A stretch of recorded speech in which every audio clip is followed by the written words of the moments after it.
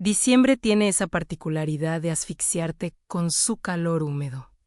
Esa pesadez en el aire que se te pega a la piel como una segunda capa de ropa que nadie pidió. Y sin embargo, mientras mi auto devoraba los últimos kilómetros de asfalto hacia la exclusiva urbanización Los Zarros, yo solo podía pensar en el frío. Sabía, con la certeza de quien ha repetido este ritual masoquista durante 3 décadas, que estaba a punto de cruzar la frontera hacia el invierno perpetuo. Al detenerme frente al portón de hierro forjado, que se abrió con un gemido electrónico lento y pretencioso, sentí el primer escalofrío no en un cuerpo sino en la memoria. La casa de mi hermano Ricardo no es un hogar, es una declaración de principios. Una estructura cúbica de hormigón blanco y vidrio tintado que se alza sobre el terreno como un iceberg encallado en medio del trópico. Desafiando a la naturaleza, desafiando ao calor, desafiando a la vida misma. Apagué el motor y me quedé un instante en silencio, con las manos aferradas al volante, observando esa fachada impoluta donde no hay una sola hoja fuera de lugar, ni una mancha de humedad, ni un solo rastro de que allí habitan seres humanos. Tomé el recipiente de vidrio del asiento del copiloto, con el cuidado con el que se transporta un explosivo inestable.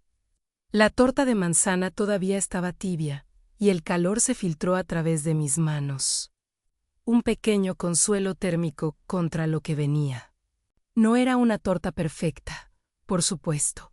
La masa se había quebrado un poco en los bordes y el caramelo burbujeaba de forma irregular por las grietas de la cubierta. Pero olía a verdad, olía a canela real, a mantequilla batida a mano. A tardes de infancia, cuando nuestra madre todavía vivía y la Navidad no era una puesta en escena para Instagram.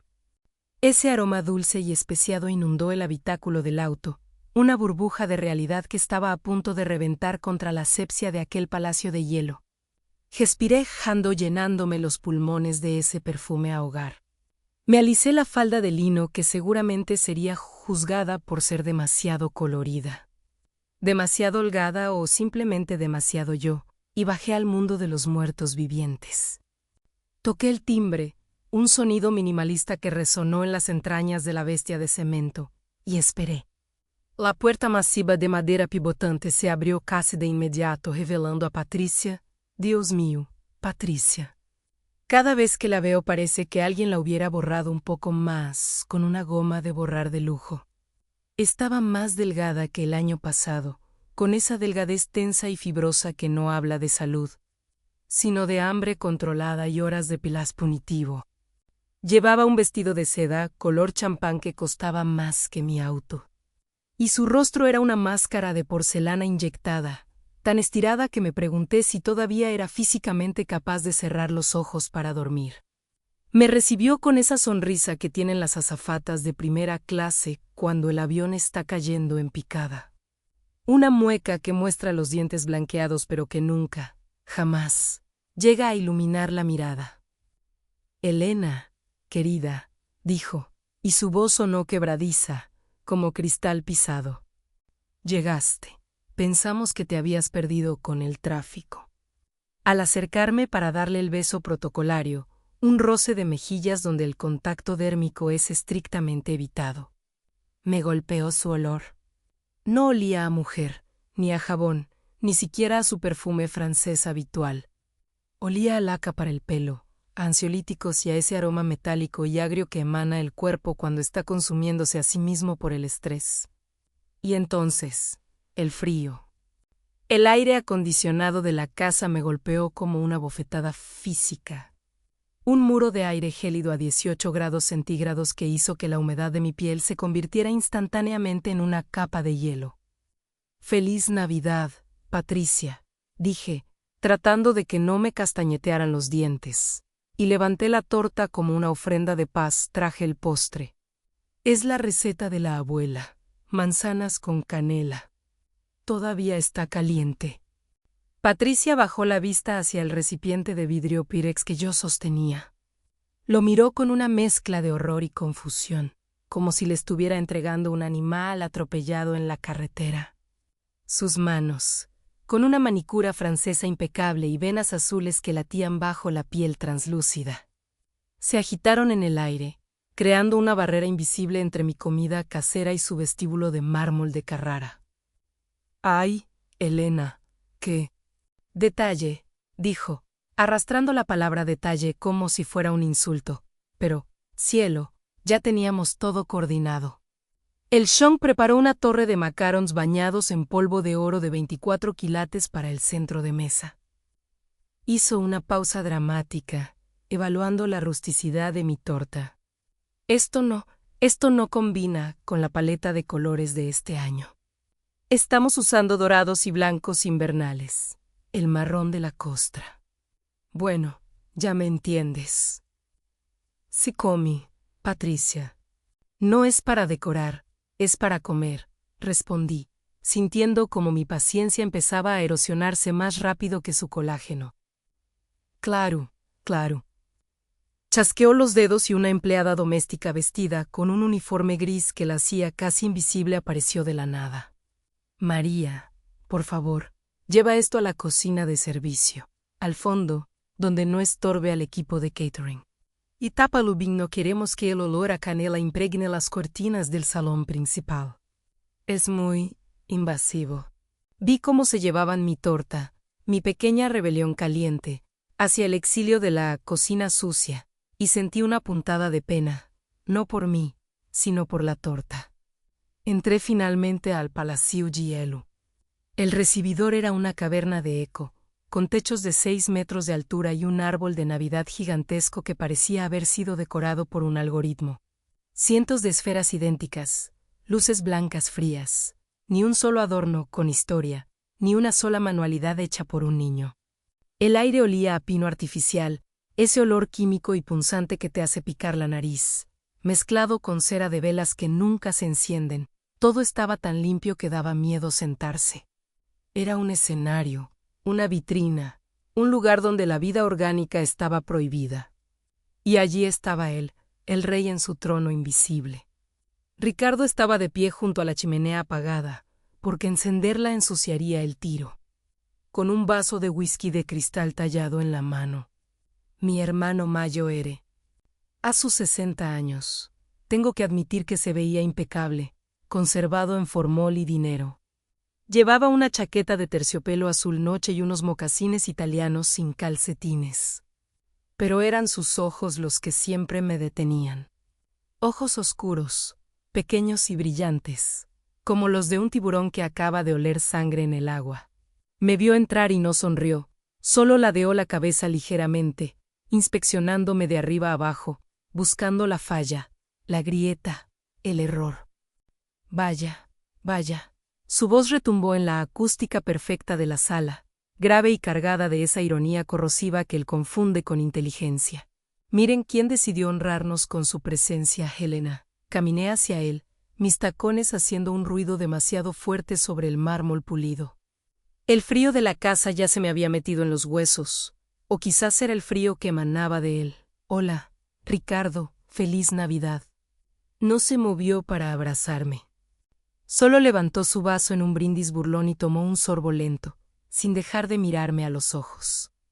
El hielo tintineó contra el cristal, el único sonido en aquella sala inmensa. Veo que vienes ligera de equipaje, dijo, bajando el vaso. ¿Viniste sola otra vez? Estaba casi seguro de que este año nos presentarías al número 4. ¿O vamos por el 5? Perdí la cuenta después del instructor de yoga. Sentí el calor subirme al rostro, una mezcla de vergüenza y furia que él sabía provocar con la precisión de un cirujano. Sabía perfectamente que llevo 3 años divorciada y felizmente sola. Pero para Ricardo, una mujer sin marido es un rompecabezas incompleto, una falla del sistema. Estoy sola, Ricardo. Y estoy muy bien, dije, manteniendo la voz firme, aunque por dentro me temblaban las rodillas. Él soltó una risa corta, seca, como un ladrido. Se giró hacia su esposa, que se había quedado parada cerca de la entrada, frotándose los brazos compulsivamente como si tuviera frío. Aunque dudo que su sistema nervioso registrara ya alguna sensación real. Patricia, amor, le ordenó Ricardo sin mirarla realmente. Dile a los del catering que pongan un lugar extra en la mesa de los niños o en la esquina. No queremos que la tía solterona se sienta expuesta en la cabecera, ¿verdad? Hay que cuidar su fragilidad emocional. La frase quedó flotando en el aire helado, venenosa y calculada. Vi a Patricia estremecerse. No fue un movimiento grande, solo un pequeño espasmo en sus hombros huesudos. Y sus ojos se desviaron rápidamente hacia el suelo, aterrorizada de contradecirlo o de parecer cómplice de mi humillación. Sus manos temblaban visiblemente mientras alisaba una arruga inexistente en su vestido. Y en ese preciso instante, mientras el whisky de Ricardo brillaba bajo la luz fría de los candelabros, la ira se me disipó y fue reemplazada por una lucidez dolorosa. Él cree que me está destruyendo. Piensa que soy la fracasada porque duermo en una cama grande para mí sola y como torta de manzana imperfecta. Pero mientras lo veo reinar sobre su imperio de hielo y veo a su mujer encogida de miedo ante su propia sombra, me doy cuenta de la verdad absoluta de esta noche. Yo podré estar sola, pero ella está atrapada.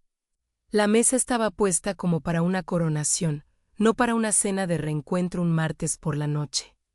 Había algo obsceno en la precisión de los cubiertos de plata, alineados con una geometría casi militar, y en el brillo agresivo de las copas de cristal que refractaban la luz de los candelabros, multiplicando las llamas como pequeños incendios controlados sobre lino blanco. Era un escenario de película, una puesta en escena diseñada meticulosamente para intimidar, donde cada tenedor y cada servilleta almidonada gritaban dinero, pero susurraban control. Me senté allí sintiendo como la silla de respaldo alto me obligaba a mantener una postura rígida, casi penitente, mientras el aroma de un asado perfectamente condimentado llenaba la habitación, aunque mi estómago se había cerrado hacía media hora. El silencio inicial no era paz. Era una pausa dramática, una toma de aire antes de que el director gritara acción. Y el único sonido que se atrevía a romper esa atmósfera densa era el tintineo ocasional del metal contra la porcelana.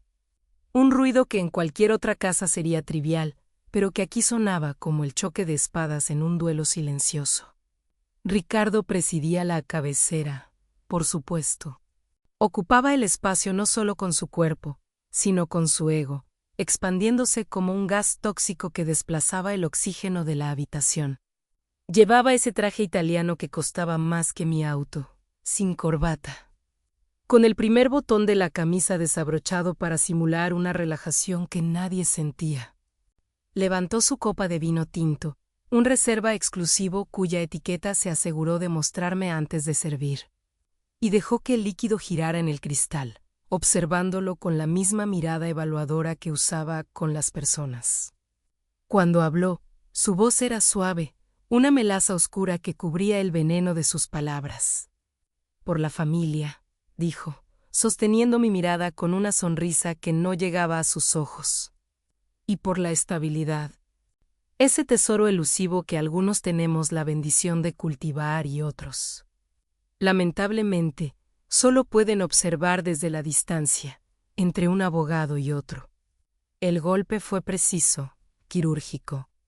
Se refería a mis 2 divorcios, claro, transformando mi historia de supervivencia en un fracaso moral frente a su perfecto matrimonio. En otro momento de mi vida, habría mordido el anzuelo, habría soltado una réplica ácida, habría defendido mi libertad o justificado mi soledad, convirtiendo la cena en el campo de batalla que él deseaba. Pero esa noche, algo en la densidad del aire me detuvo. Decidí no jugar. Simplemente asentí, tomé un sorbo de agua y dejé que el silencio cayera de nuevo, pesado y pegajoso. Al privarlo de mi reacción, al no alimentarle con mi ira. Ricardo pareció perder el interés momentáneo en mí y se volvió hacia su esposa, su trofeo, su obra maestra. Y fue entonces, en ese cambio de foco, cuando dejé de ser la hermana a la defensiva y me convertí en lo que realmente soy, una observadora clínica de la desgracia humana. Empecé a analizar a Patricia. Estaba sentada a su derecha, hermosa de una manera frágil y quebradiza. como una figura de porcelana que se ha pegado demasiadas veces. Llevaba un vestido de seda verde esmeralda que dejaba al descubierto sus hombros y clavículas. Y su cabello rubio estaba recogido en un moño bajo, tan tirante que me dolía solo de verlo. Lo primero que noté fue la mecánica de sus movimientos. No comía. Negociaba con la comida. Cortaba la carne en trozos microscópicos, moviendo el tenedor con una lentitud exasperante, y antes de llevarse cada bocado a la boca. Sus ojos, grandes y líquidos, hacían un viaje rápido, casi imperceptible, hacia Ricardo. Era un tic, un reflejo condicionado. Estaba pidiendo permiso. Él ni siquiera la miraba. Continuaba hablando sobre sus inversiones y sus éxitos. Pero ella necesitaba esa validación invisible para nutrirse, para existir. Bajo la luz dorada y parpadeante de las velas, mi mirada se agudizó. Había algo extraño en su rostro. Patricia siempre había sido vanidosa, amante del maquillaje, pero lo de hoy era diferente. Llevaba una capa de base espesa, casi teatral, un tono quizás medio grado más oscuro que su piel natural en el cuello. Mientras ella giraba la cabeza ligeramente para evitar la mirada directa de Ricardo. La luz incidió en un ángulo cruel sobre su pómulo izquierdo. Allí, debajo de la capa de cosmético de alta cobertura, la textura de la piel era irregular, ligeramente abultada, y lo vi. Vi la sombra verdosa, ese tono enfermo y específico que adquiere un hematoma cuando tiene unos 4 o 5 días de antigüedad. Tratando de abrirse paso a través del maquillaje, como un fantasma a través de la niebla. No era contorno, no era sombra de ojos mal difuminada. Era violencia camuflada de estética. El corazón me empezó a latir en la garganta, un tamborileo sordo que temí que pudieran escuchar. Mis ojos bajaron a sus manos. Mientras Ricardo se llenaba la boca con su propia magnificencia, narrando una anécdota donde él, por supuesto, era el héroe incomprendido, vi a Patricia deslizar la mano izquierda hacia su bolso, que descansaba sobre sus piernas, oculto por el mantel. Fue un movimiento de prestidigitador, rápido y desesperado.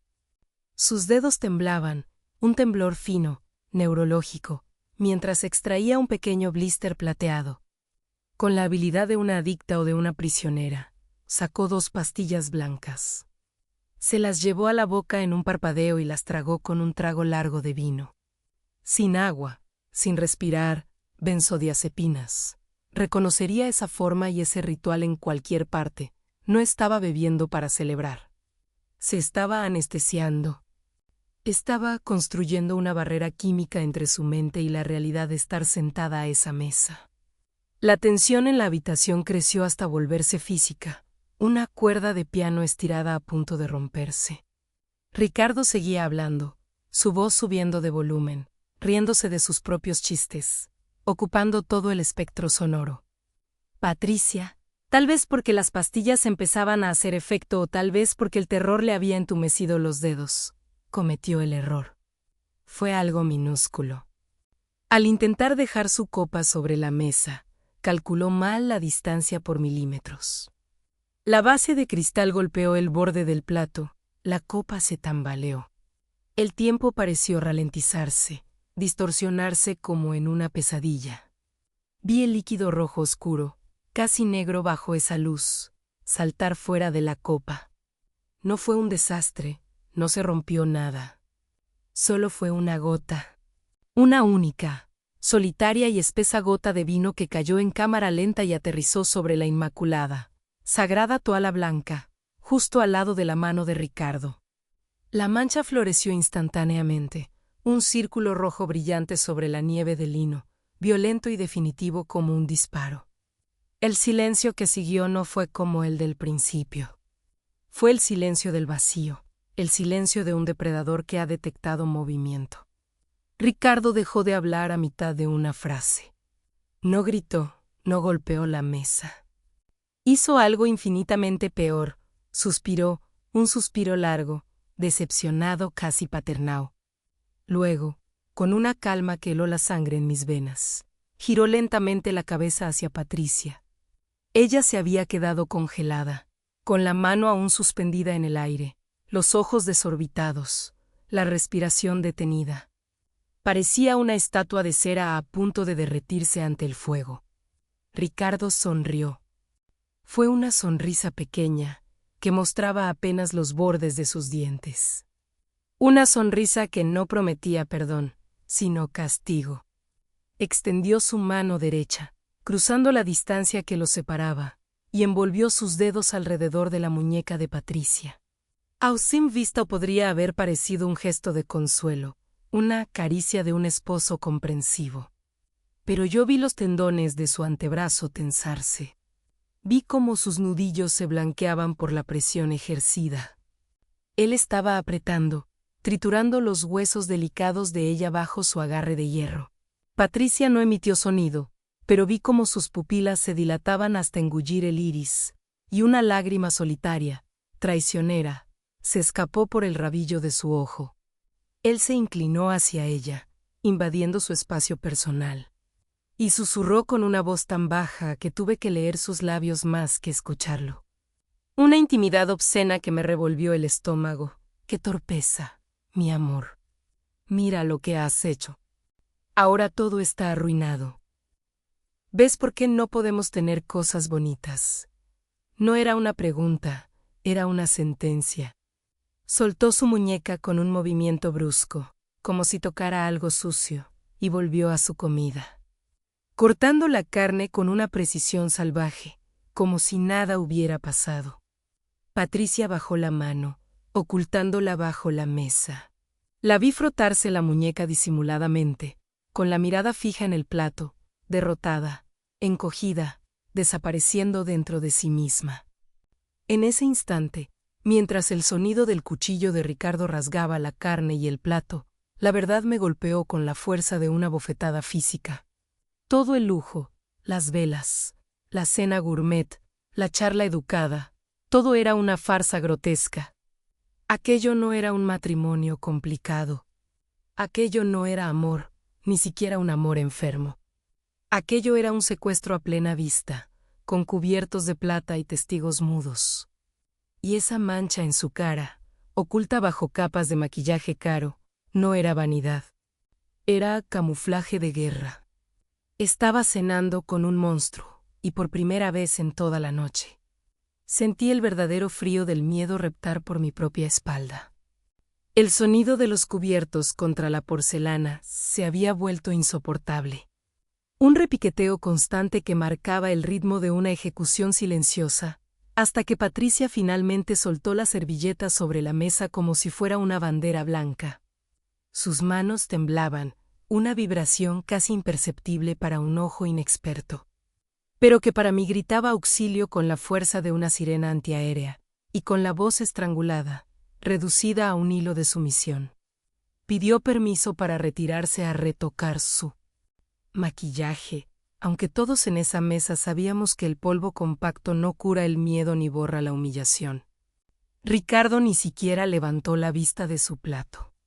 Simplemente asintió con esa autoridad monárquica y silenciosa.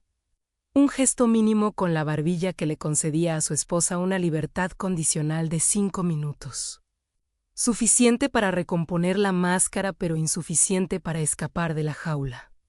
Y continuó cortando su carne con una precisión quirúrgica, ignorando deliberadamente que acababa de fracturar el espíritu de la mujer que juró proteger. Esperé un minuto, contando 60 segundos de masticación metódica por parte de mi cuñado, antes de levantarme con una excusa murmurada que nadie escuchó. Y seguí el rastro de perfume costoso y desesperación que mi hermana había dejado en el pasillo. La casa era un mausoleo de buen gusto, pasillos interminables de mármol frío y obras de arte que costaban más que mi vida entera. Un escenario perfecto diseñado para intimidar y aislar, donde los gritos se ahogaban en alfombras persas y el dolor se escondía detrás de cortinas de terciopelo. Al llegar a la puerta del baño de visitas, escuché el silencio. Ese tipo de silencio denso y pesado que solo existe cuando alguien está conteniendo la respiración para no estallar en llanto.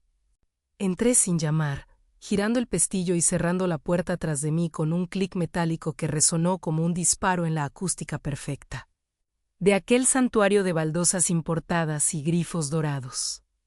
Patricia estaba allí, aferrada al borde del lavabo como si fuera lo único sólido en un mundo que se derrite. Con la cabeza baja, respirando en espasmos cortos y agónicos para evitar que las lágrimas arruinaran el trabajo de horas frente al espejo. Pero cuando me vio en el reflejo, su postura cambió instantáneamente, tensándose como un animal acorralado que sabe que no tiene escapatoria. No le di tiempo a componerse, no le di espacio para ponerse la armadura de la esposa perfecta. Simplemente solté la verdad en el aire viciado por el aroma a lavanda artificial. Lo vi. Patricia, vi cómo te apretó la muñeca debajo de la mesa hasta dejarte la piel blanca. Y vi el moretón mal cubierto en tu brazo cuando te serviste el vino. No intentes mentirme a mí. Esperaba o llanto, esperaba un abrazo. Esperaba el colapso de la víctima, que finalmente encuentra un testigo. Pero lo que recibí fue una explosión de violencia defensiva que me dejó helada. Patricia se giró con una furia que no le pertenecía, una ira prestada de su propio agresor, y me clavó una mirada llena de odio. Un odio puro y destilado que nacía de la vergüenza más profunda. ¿Tú qué viste? Tú no viste nada. Gritó, y su voz rebotó en los espejos infinitos multiplicando su negación. Lo que pasa es que estás borracha de envidia, Helena. Siempre has sido así. Siempre has querido lo que yo tengo y no soportas ver que yo sí lo logré. Dio un paso hacia mí, amenazante, con los ojos inyectados en sangre pero secos, negándose a llorar frente a la hermana que venía a salvarla. Porque aceptar mi ayuda significaba aceptar su fracaso. Y para una mujer que ha construido su identidad sobre la perfección de su matrimonio, la verdad es un enemigo mucho más peligroso que el puño de su marido.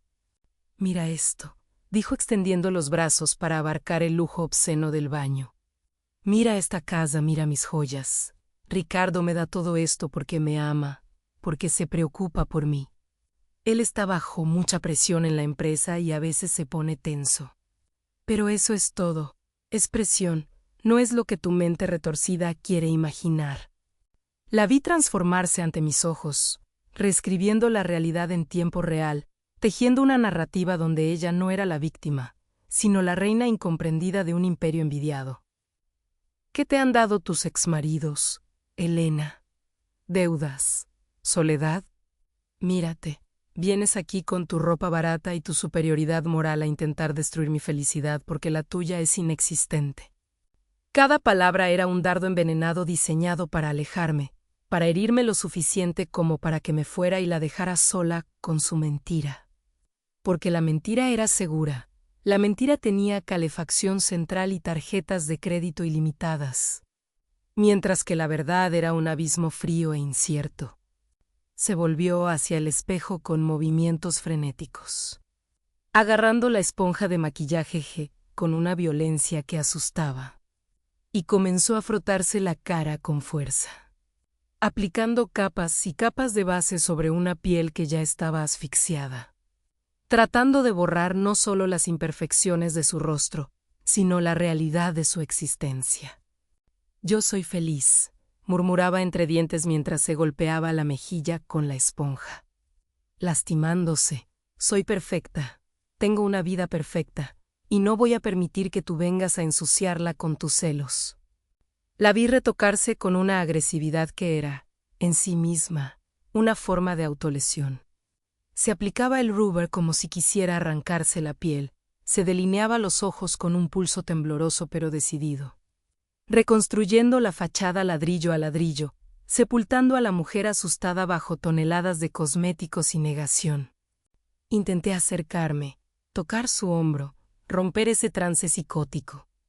Pero ella se sacudió con un gesto brusco, casi un golpe y me gritó que saliera, que la dejara en paz. Que volviera a mi vida miserable y dejara de proyectar mis fracasos en su matrimonio exitoso. En ese momento, parada bajo la luz inmaculada de aquel baño de revista, comprendí la tragedia completa. Ella no estaba luchando contra mí. Estaba luchando contra la parte de sí misma que sabía la verdad, y para matar a esa parte, tenía que matarme a mí simbólicamente. Tenía que convertirme en la villana de la historia para que Ricardo pudiera seguir siendo el héroe. O al menos, el mal necesario. Retrocedí hacia la puerta, sintiendo el peso de mi derrota en el estómago, viendo cómo mi hermana se convertía en una extraña. En una estatua de cera que repetía mantras de felicidad mientras se deshacía por dentro. Su respiración seguía agitada, pero su rostro ya era de nuevo una máscara impasible, una superficie lisa y dura donde el dolor resbalaba sin dejar huella. Vete, siseó sin mirarme, concentrada en el arco de su ceja. Ricardo me está esperando. Salí del baño y el silencio del pasillo me golpeó de nuevo, pero esta vez se sentía diferente. Ya no era solo quietud, era complicidad. Caminé de regreso al comedor con las piernas pesadas, sabiendo que no había nada que pudiera hacer esa noche. Porque Patricia estaba demasiado rota para ser salvada. Sus pedazos estaban pegados con miedo y avaricia, y cualquier intento de despegarla la haría estallar. Mientras me sentaba de nuevo frente a Ricardo, que seguía comiendo con esa calma perturbadora. Entendí que mi hermana no necesitaba una amiga que le sostuviera la mano ni una confidente que escuchara sus penas. Ella había cruzado una línea donde la empatía se sentía como un insulto y la ayuda como una amenaza. Ella no necesitaba consuelo, necesitaba un milagro brutal, un cataclismo que derrumbara las paredes de mármol que la sostenían. Necesitaba una explosión.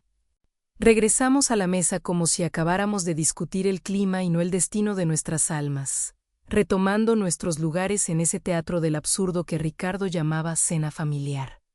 El silencio que se instaló entre nosotros no era de paz, sino de esa quietud eléctrica, casi sólida, que precede a la detonación de una bomba. Era un aire viciado, cargado de mentiras no dichas y de un odio que se había fermentado durante décadas en barricas de roble. Ricardo, en su infinita y ciega arrogancia, sonreía. Era esa sonrisa de suficiencia, la del depredador que cree haber domesticado a su presa. Convencido de que su pequeña exhibición de fuerza en la cocina había sido suficiente para doblegarnos, para recordarnos quién sostenía el látigo en este circo.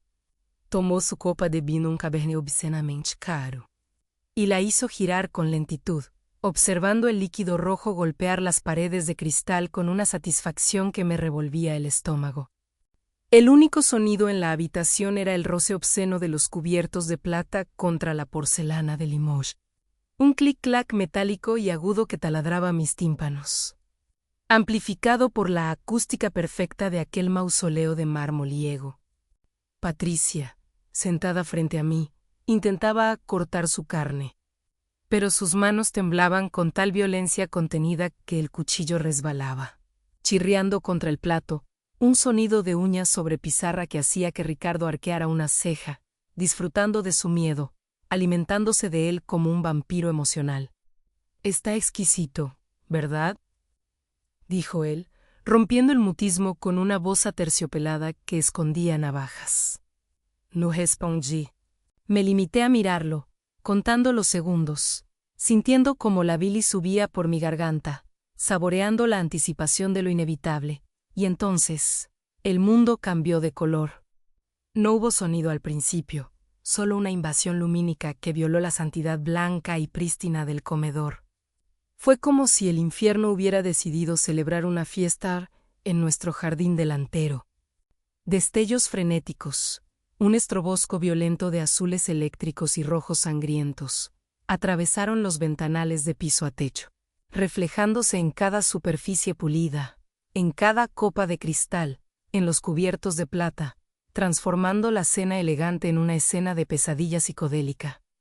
La cara de Ricardo pasó de la complacencia a la confusión en una fracción de segundo. El vino en su copa brillaba ahora como sangre radiactiva bajo las luces giratorias. «¡Qué demonios!», comenzó a decir, poniéndose de pie con esa indignación ensayada del hombre que nunca ha sido interrumpido en su vida.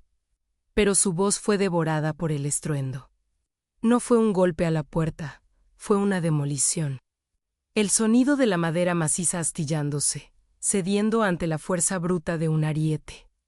Resonó como un disparo de cañón dentro de la casa, haciendo vibrar el suelo bajo nuestros pies y tintinear la araña de luces sobre nuestras cabezas.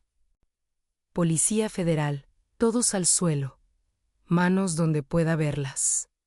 El grito fue gutural, colectivo. Una ola de sonido humano y mecánico que inundó el vestíbulo y se derramó hacia nosotros. Antes de que Ricardo pudiera siquiera procesar la afrenta, el comedor fue invadido. Eran 6, quizás 8 agentes, figuras vestidas de negro táctico, con chalecos antibalas pesados y armas largas que apuntaban directamente al pecho del rey. Lo que más me impactó, en medio de ese caos sensorial, fue el contraste visual, casi poético en su crudeza, las botas militares, gruesas, cubiertas de barro y suciedad de la calle, pisoteando el mármol italiano blanco inmaculado que Ricardo obligaba a pulir 2 veces al día. El barro negro manchando la perfección blanca. La realidad sucia y brutal entrando a patadas en su palacio de hielo. Ricardo se quedó paralizado, con la servilleta de lino aún en la mano, una estatua de incredulidad. Su cerebro, configurado para un mundo donde el dinero compra la impunidad, no podía computar lo que sus ojos veían. «Bajen las armas», gritó Ricardo, no con miedo, sino con furia, con la autoridad delirante de quien cree ser intocable. Dio un paso adelante, inflando el pecho como un pavo real amenazado. «¿Saben quién soy yo? Esto es propiedad privada. Voy a llamar al gobernador ahora mismo y voy a hacer que los destituyan a todos, panda de incompetentes». Fue un intento patético, un último rugido de un león desdentado. El agente líder, un hombre con ojos que habían visto demasiada escoria como para impresionarse por un traje de diseñador, ni siquiera parpadeó. Avanzó con rapidez, ignorando las amenazas, y giró a Ricardo con una brusquedad técnica y dolorosa, empujando su cara contra la mesa, aplastando su mejilla contra el plato de comida que tanto había elogiado minutos antes. Ricardo Valente queda detenido por fraude masivo. Lavado de dinero y conspiración criminal, recitó el agente. Mientras el sonido metálico de las esposas cerrándose alrededor de las muñecas de mi hermano cortaba el aire. Ese clic fue el sonido más dulce que había escuchado en mi vida. Fue el sonido de un dios cayendo a la tierra. Ricardo se retorcía, su rostro enrojecido y deformado por la presión contra la mesa y por la humillación absoluta. «Es un error. Me están tendiendo una trampa». Escupía, salpicando saliva y salsa sobre el mantel. Pero cuando el agente tiró de él para ponerlo de pie, algo se rompió dentro de los ojos de mi hermano. La arrogancia se evaporó, dejando al descubierto un pánico animal, crudo y terrorífico. Miró a su alrededor, buscando una salida, buscando a alguien a quien culpar, porque en su narrativa él nunca podía ser el villano, nunca podía ser el perdedor. Y sus ojos, inyectados en sangre y locura, se posaron en Patricia.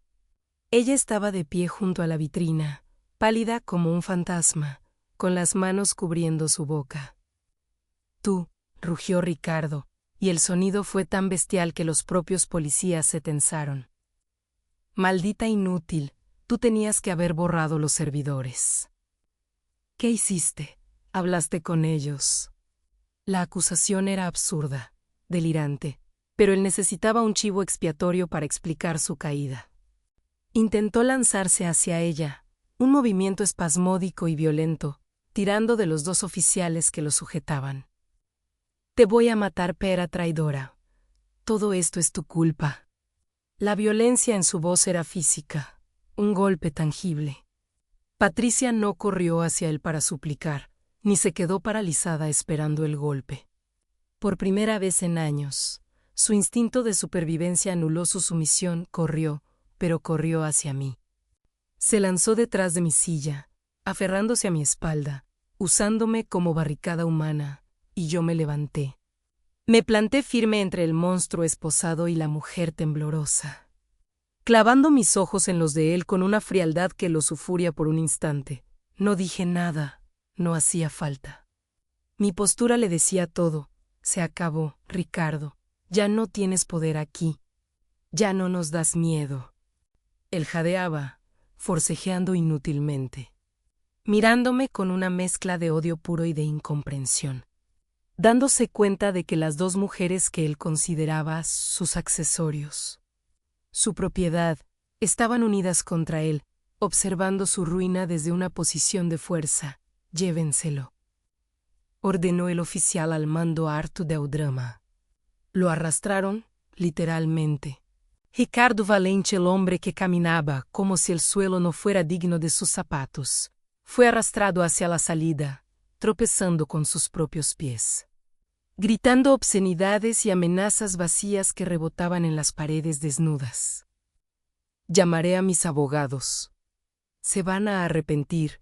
Elena, haz algo. Soy tu hermano. Su voz se fue alejando, cruzando el vestíbulo, atravesando la puerta destrozada hacia la noche. Pude ver, a través de los ventanales, cómo los vecinos habían salido de sus mansiones. Las esposas de los banqueros, los hijos de los políticos, todos estirando el cuello para ver el espectáculo. Para ver al gran Ricardo siendo introducido a la fuerza en la parte trasera de una patrulla. Con la cabeza gacha, humillado bajo las luces giratorias que ahora exponían su vergüenza a todo el barrio. Cuando el motor de la patrulla rugió y se alejó, llevándose consigo el ruido y la furia, un silencio nuevo descendió sobre la casa, pero no era el silencio tenso de la cena. Era un silencio de posguerra. Me giré lentamente. El comedor era una zona de desastre. La comida tirada, el vino derramado sobre el mantel como una herida abierta, y por todas partes, las huellas de barro negro de las botas policiales, marcando un sendero de suciedad sobre el mármol blanco, una cicatriz indeleble que cruzaba el corazón de la casa. Patricia soltó mi brazo y miró el suelo, luego la puerta rota, y finalmente me miró a mí. Sus ojos estaban llenos de lágrimas, pero detrás del agua había algo nuevo. Un brillo. La casa perfecta estaba llena de lodo y policías registrando los cajones en la otra habitación, pero el aire. Por primera vez, el aire era respirable. El rey había caído, y su castillo de naipes yacía esparcido, sucio y roto, bajo nuestros pies. El silencio que sigue a las sirenas es el sonido más pesado del mundo. No es paz, es el vacío que deja el caos cuando se retira, llevándose consigo la mentira que sostenía las paredes de esta casa. Me quedé de pie en el umbral del salón principal, observando los restos del naufragio. Hace apenas unas horas, este lugar brillaba con la presunción de la riqueza intocable. Ahora, el mármol italiano del vestíbulo estaba manchado con el barro tosco de las botas policiales. La puerta principal había quedado entreabierta, como una boca incapaz de cerrar. Y la corriente de aire frío hacía tintinear los adornos de la inmensa, perfecta y ahora ridícula árbol de Navidad. Las luces parpadeaban con una alegría mecánica, ajenas a que la fiesta había terminado, con esposas en las muñecas del anfitrión y una orden de embargo pegada a la realidad. Busqué a Patricia con la mirada. Estaba sentada en uno de los sillones de terciopelo crema, encogida, abrazándose las rodillas, como si intentara desaparecer dentro de su propio cuerpo. Ya no era la señora de la casa, la mujer que me había mirado con condescendencia durante años por mis zapatos gastados y mi coche de segunda mano. Ahora era solo una niña asustada en un castillo de naipes que acababa de derrumbarse. El maquillaje se le había corrido, trazando caminos oscuros sobre sus mejillas pálidas. Y sus joyas, esas por las que supuestamente debía sentir envidia, colgaban pesadas e inútiles, testigos mudos de su jaula dorada. Nadie me pidió que me quedara, pero mis pies sabían qué hacer. No fui hacia ella de inmediato. En lugar de eso, caminé hacia la cocina de servicio, atravesando el pasillo donde los cuadros de sus antepasados parecían juzgar el desorden. La cocina estaba intacta, estéril, excepto por una cosa, mi torta de manzana. La habían dejado en una esquina de la encimera. Rechazada antes de la cena porque no encajaba con la estética del menú gourmet. Todavía estaba tibia. La tomé entre mis manos y el calor de la cerámica fue lo único real en esa casa helada. La levanté no como un sobras, sino como un trofeo, una ofrenda de humanidad en medio de la devastación artificial. Regresé al salón. Patricia no se había movido, sus ojos fijos en el barro del suelo. Me acerqué y me senté directamente en la alfombra persa, sin importarme la suciedad. Puse la torta entre nosotras. El olor dulce y casero y picante de la canela comenzó a luchar contra el hedor metálico del miedo y el sudor frío que impregnaba la sala.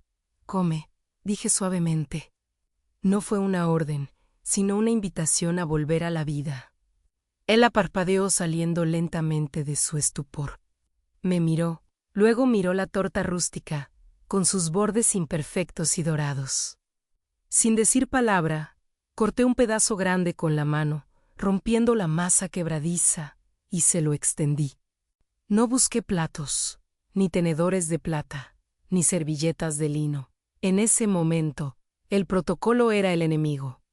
Ella dudó un segundo, pero el hambre o quizás la necesidad de algo cálido ganó. Tomó el pedazo con manos temblorosas. Al primer bocado, se rompió. No fue un llanto elegante. Fue un sollozo gutural, feo, doloroso. Comió con una urgencia primitiva, manchándose los dedos de almíbar y migas, tragando las lágrimas junto con la manzana asada. Es la mejor cosa que he comido en años, balbuceó con la boca llena, y por primera vez en una década, vi a la mujer detrás de la máscara. Nos quedamos allí, sentadas en el suelo de una mansión en ruinas, compartiendo una tarta rechazada. El silencio cambió de textura. Se volvió menos hostil, más íntimo. Yo te juzgaba, Elena, dijo de repente, con la voz ronca. Cuando venías con tu ropa sencilla y tus historias de trabajo duro. Yo te miraba y pensaba, pobre mujer, no supo mantener a un marido, no supo triunfar. Seguí comiendo, mirando las luces del árbol, no necesitaba defenderme. La verdad ya no necesitaba abogados. Pero era mentira, continuó, y se subió la manga de su blusa de seda. Allí, en su antebrazo, había un hematoma, una mancha violeta y amarilla que florecía bajo la piel fina. No era fresco, pero tampoco era viejo, era uno de muchos, sospeché. Yo te envidiaba tanto que me dolía. Quería tener tu coraje. Quería tener la fuerza para irme, para vivir en un lugar pequeño donde nadie me gritara si la cena no estaba perfecta. Donde nadie controlara cada centavo que gastaba. Te veía subir a tu coche viejo y pensaba, ella es libre.